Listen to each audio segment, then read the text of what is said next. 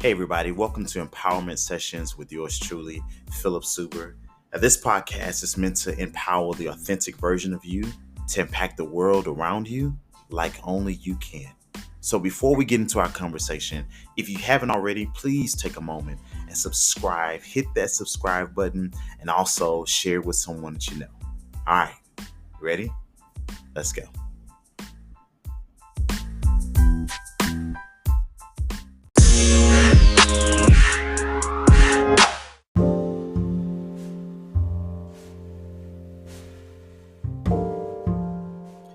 Hey everybody, this is Philip Suber, and I want to welcome you, whether it's the first time or a continuation of listening sessions for you. I want to welcome you to Empowerment Sessions, and this is specifically designed to empower you not just in one dimension of your life, but in the totality of who you are as an individual, as a person whose contribution to humanity is very significant. And I think about how the scripture says that the earth is waiting for the manifestation of the sons of God. And this is in Romans, I believe, chapter 8.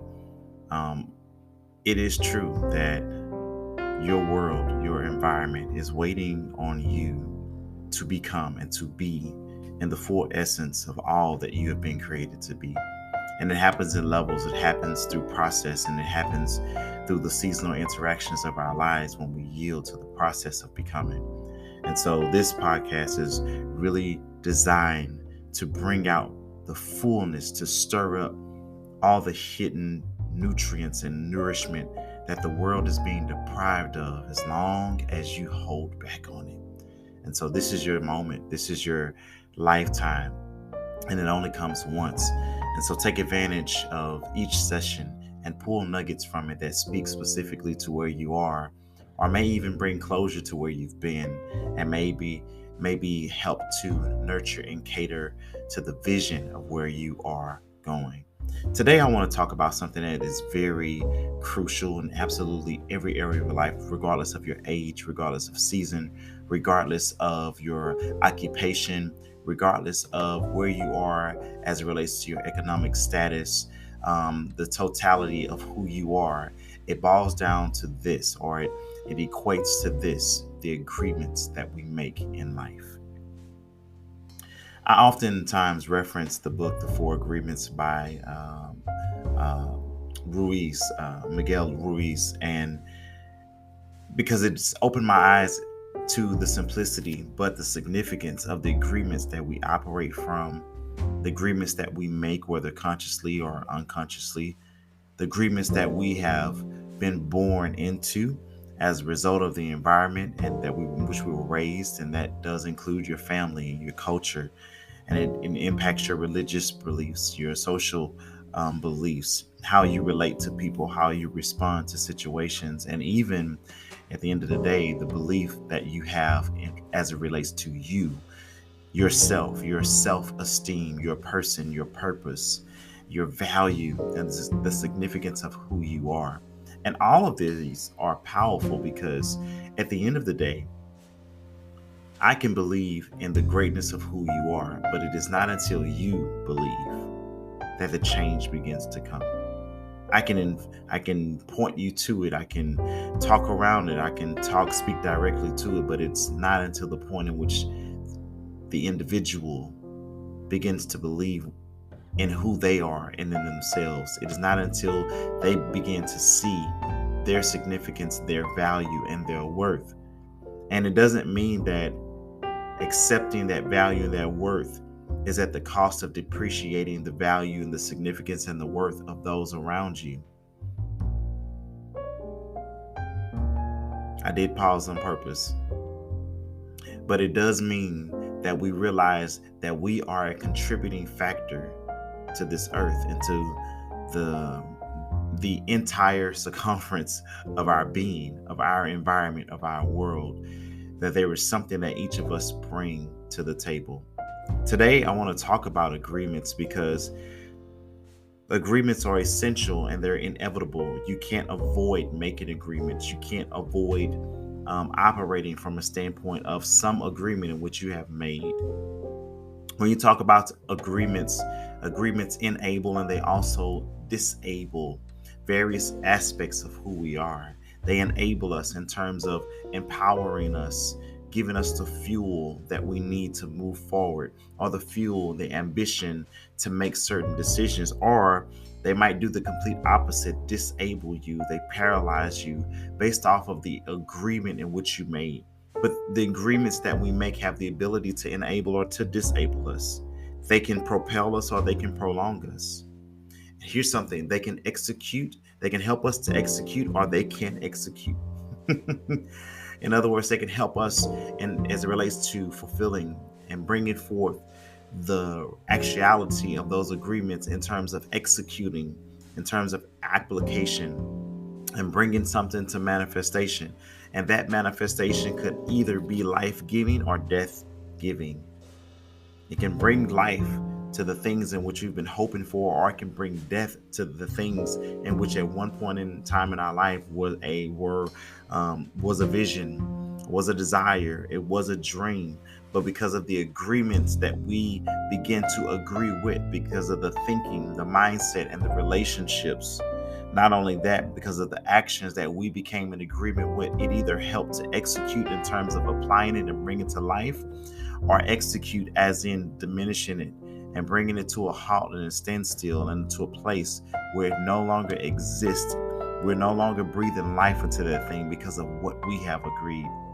And so I think it's important for us to understand the significance of the agreements and being able to identify the agreements that we have made. And here's three areas that I want to talk about, three areas in which we can look at as it relates to the agreements in which we have made. And I want to use this acronym RAT, R-A-T, just because it's easy to understand it. It's just really simple, R-A-T. That first one is relationships. That there are agreements that we have made in our relationships.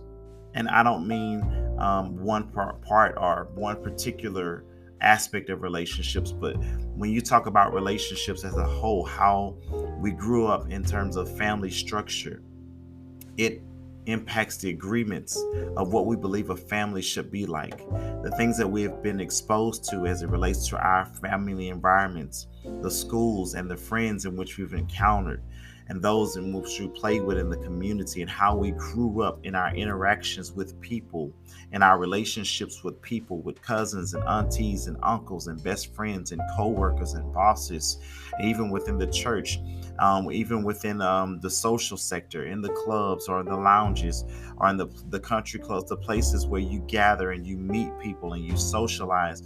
Those relationships, whether we realize the significance of how much, because some have been more influential than others, but each of them have impacted us and have offered us a pathway to agree, or a point of agreement, should I say. It has offered us a point of agreement, whether we agree with what those relationships have presented to us to be truth, or whether we have have accepted it to be something that's debatable or not always true. Maybe it's situational, depending on the context, but we've developed certain opinions about people and certain types of people and biases. We've created we've created our own mindset around people and relationships based off what we have experienced and based off what others have told us. Now, I think that this is really important because as you begin to move forward in life, and we've been having conversations as it relates to seasons and seasonal thinking and seasonal perspectives. And one of the things that I've communicated in those sessions was just the significance and the importance of knowing who you are, and knowing that as you begin to mature, throughout the seasons, that your identity comes to life. It comes to a place of fullness where maybe in your teens you were struggling with your identity, and as you jumped into your 20s, you kind of had a clue, but you didn't really embrace the fullness of who you are until after you had been processed through the seasons of life and through experiences. And then you begin to have the maturity to embrace embrace who you are in a sense of clarity, where you can articulate it, you embody it, and you're not you're not so easily influenced by others as it relates to your identity. You can shape it, you can own it, and you possess that identity. It's a part of who you are. When we talk about relationships, as you continue to move forward and mature in the things of life and in your decision making, it is important that we have relationships around us that are in agreement with our values, in agreement with our truths. And I'm not saying that these relationships are identical to us, but they should have some connective points, some points of connectivity that speak to the truth of who we are. Not what we've done in the past, not what we've encountered, but who we are. Not only that, but also they should speak and be able to help propel us as we move forward. And this is why it's important to understand that sometimes in the realm of relationships, when you talk about agreement in relationships, that you can be in a relationship, whether it's a friend, whether it's a co-worker, whether it's a significant other, whether it's with family. You can be in relationship with people that is not beneficial to where you're going and to where you're moving in life. And so the agreement that you make to be in that relationship, to entertain the thoughts that come out through the conversations of those relationships and the interactions of those relationships, sometimes they can become the very things that are hindrances that paralyze us from moving forward, to reaching to new heights, to maintaining a place of clarity in our thinking, and begin to be proactive as it relates to our vision and strategy and our ability to execute, to walk in the applications that are necessary for us to bring to life the dreams and the vision in which we are carrying, which we've nurtured in our thoughts and our thinking, and we've strategized it and we've wrote it out on paper. But it's important for us to understand that relational alignment with other individuals is very crucial to our going forward. It's been said time and time again that your network is identical to your network. It is based off of your network. It is determined by your network. Your net worth is determined by your network. The people that you communicate with on a daily basis, the people that you interact with the most, the people that you have given space to infiltrate or to have a bit of have influence on your thinking, on your thoughts, on your logic, on your beliefs. And as you share ideas and you share perspectives, it is important for you to understand that your relational agreements are crucial as it relates to the life that you live and the life that you want to live. One of the sayings that I know my pastor said often, and I've heard through other authors, is that your life is a sum total of the decisions in which you make. And one of the most crucial decisions that you can make is the decision to be in relationship in any aspect with certain people. Why? Because relationships are currency. Relationships are influential in so many ways. They impact where you are, where you were, where you have been, and where you are going. Not only in terms of relationships, but also as it relates to, here we go with the A, our actions. The decisions that we make, the actions that we choose to follow through with, the actions in which we choose, the decisions that we make, the steps that which we follow, those actions oftentimes are a reflection of the agreements in which we have made. Let me say that again. Our actions are reflections and evident oftentimes of the agreements. And let me say every time of the agreements in which we have made. So our relationships and our actions. Have you ever thought about how your hobbies may have changed? The things in which you like to do may have changed, as you also have changed the people in which you spend the most time with. The activities in which you would engage in. I'm sure there's many people who can say, I didn't start experiencing or entertaining these type of activities until I met with or begin to interact more so heavily with these type of people. And whether those activities are good and bad, you have to understand that these actions, these activities, these doings are a reflection of the agreements in which you have made. And so if you find yourself fulfilling things that you don't want to do, exemplifying actions that you are not a fan of, What agreements have you made that have empowered you to embody those actions, to take those actions, to make those decisions? What agreements have you made that have justified you in those actions? And what agreements are necessary to break the cycle and discontinue those actions? At the end of the day, yes, the relationships affect us. The actions are a reflection of the agreements.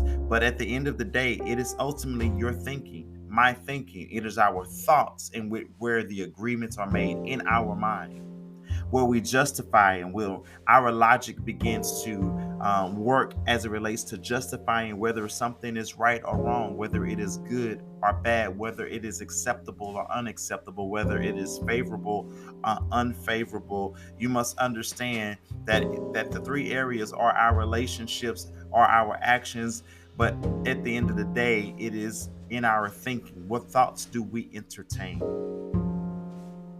What conversations are you having with yourself? What thoughts are you entertaining? Where are these thoughts coming from? What is the source of these thoughts? And what is the motive behind these thoughts? Because sometimes we do things, as we talk about actions, we do things on autopilot without even thinking about it. Because at some point of our life, there is the underlying thought that is justified it and solidified the actions, and we become so accustomed with it that we haven't questioned it. We haven't challenged that method of thinking. We haven't challenged that perspective. And so we're on autopilot. We just do things because we've always done it. Well, why is it that we've always done it? Is it because of the relational aspect, that this is the way that we've seen it done in our family? This is the only thing that we've been exposed to? Or this has always seemed right because of what we've experienced. We've justified it through what we've experienced. But in the previous session, we talked about having a higher persuasion. And sometimes in order to make the changes that we want, we have to have an agreement that is higher and stronger and more solidified than the agreements that we have made previously. But you've got to trace back in your thinking. This is why stillness is important. I love to quote the scripture where the Bible declares to be still and know that I am God.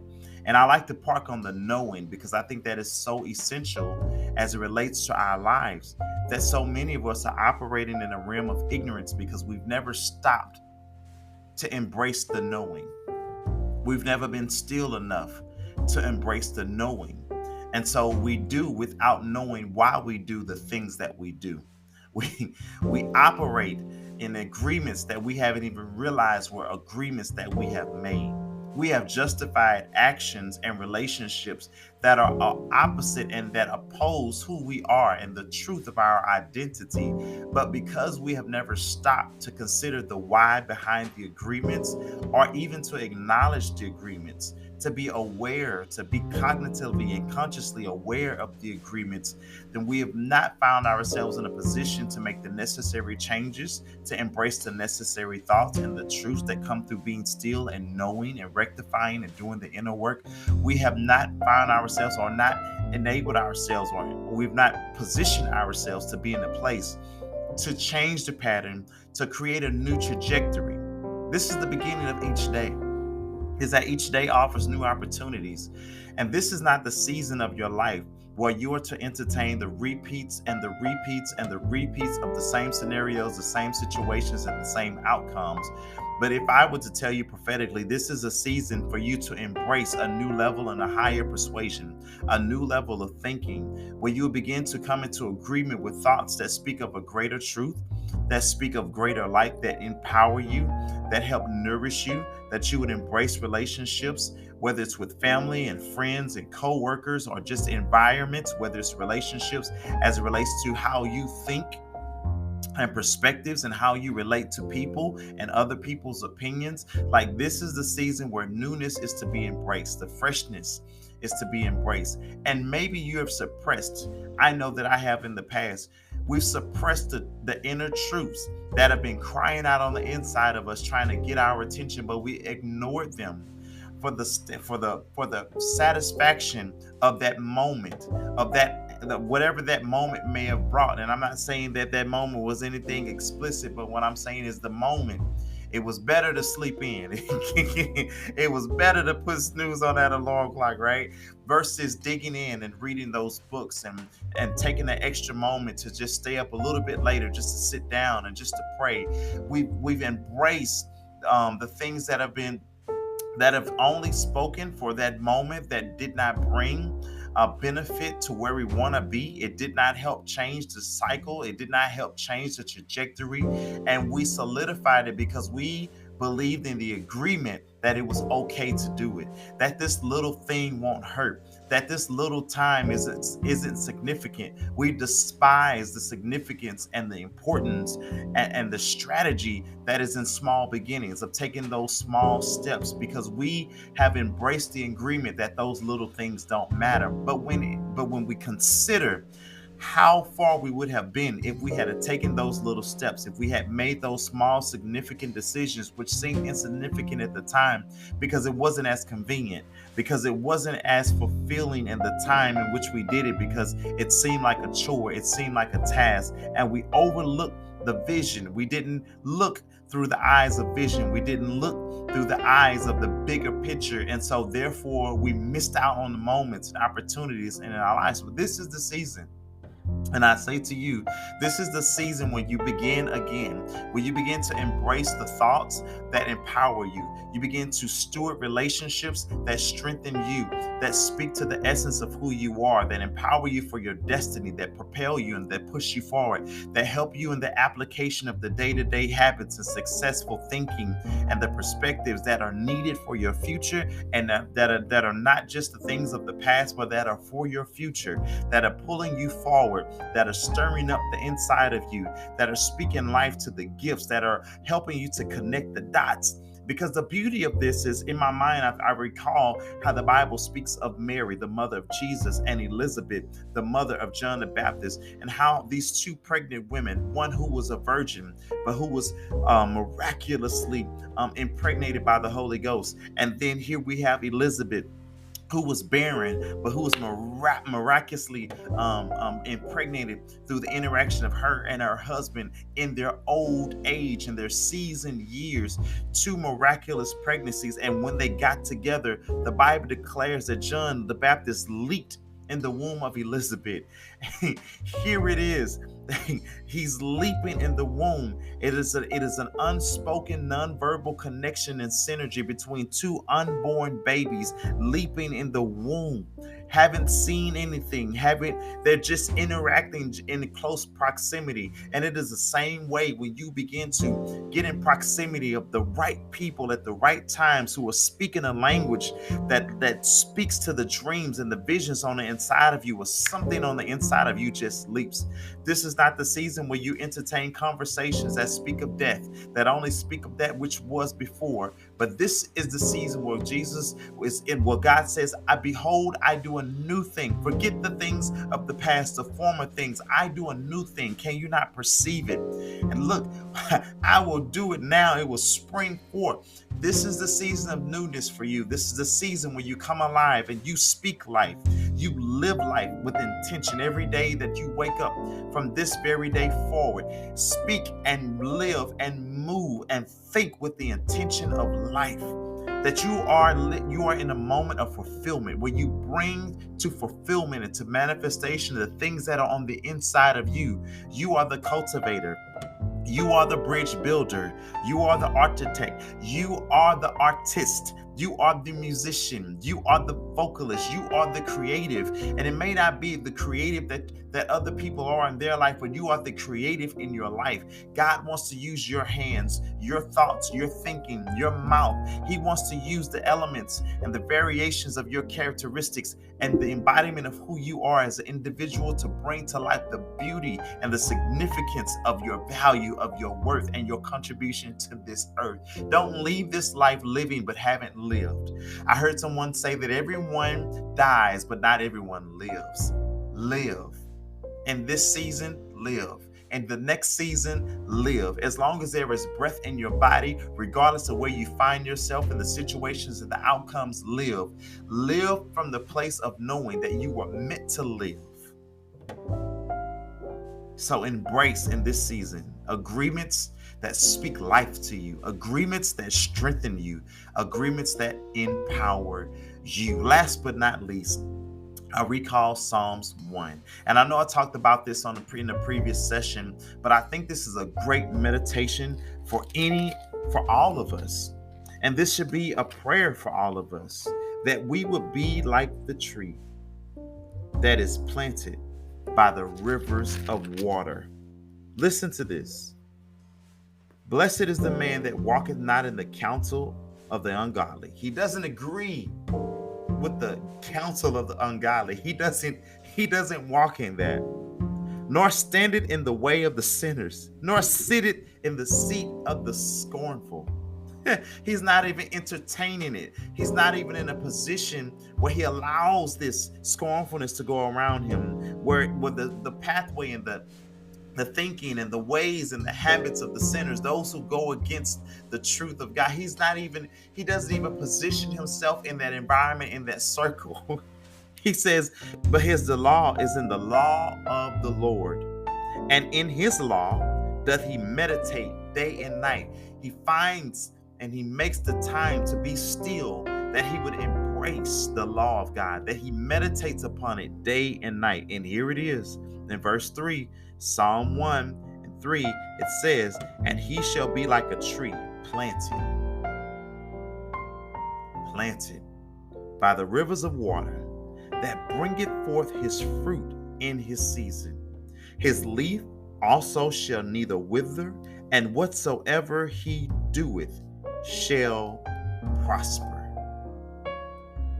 Here is the call, that we will begin to be planted. And let me tell you, the beauty of this tree being planted by the rivers of water is that everything around him caters to and nurtures and nourishes the embodiment and the purpose of this tree. This tree has everything that it needs. It has the right soil. It is connected to the water, so it's never dry and dehydrated. It's got all the ingredients that it needs. It is planted. Not only is it planted, but it bringeth forth his fruit in his season. You hear that? In his season. So for those of you who are in a season where you're saying, I'm not producing, I should be producing, but I'm not producing. Is it because the environment that you're in is not conducive to that in which you have been ordained and meant to produce? And his leaf shall not wither, and whatsoever he doeth shall prosper. The success, prosperity, his leaf doesn't wither, because the sign of life is in the leaves.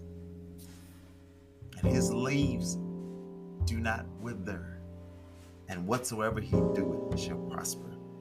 So we're talking about agreements. We're talking about agreements. The agreements that we make in the relationships in our lives, agreements that we make in the actions, and how our actions are a reflection, rather, of the agreements that we make. And then ground zero, our thought life.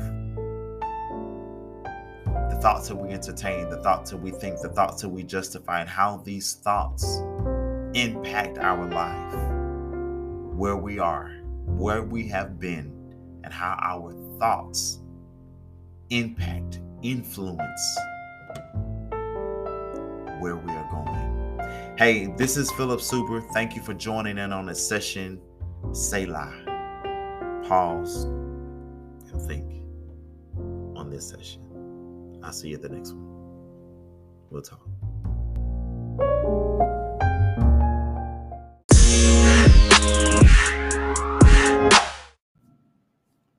Hey, thanks again for joining me in this discussion today, Empowerment Sessions. I really appreciate and hope that you did take the time to subscribe if you already haven't, and also if you took a moment to share it. If you haven't, you still got time to do it. Now listen, remember that this podcast is meant to empower the authentic version of you to impact the world around you like only you can. Now you can follow me even after the podcast is over on Instagram at empowerment_sessions or at I am Philip Super. And even on Facebook, you can join the empowerment community as well if you follow me on there with Empowerment Sessions page. All right. I look forward to adding you guys to the group and seeing your comments on how this podcast has really impacted you in a positive way. Until next time, remember, it's all about you being empowered to help the next generation.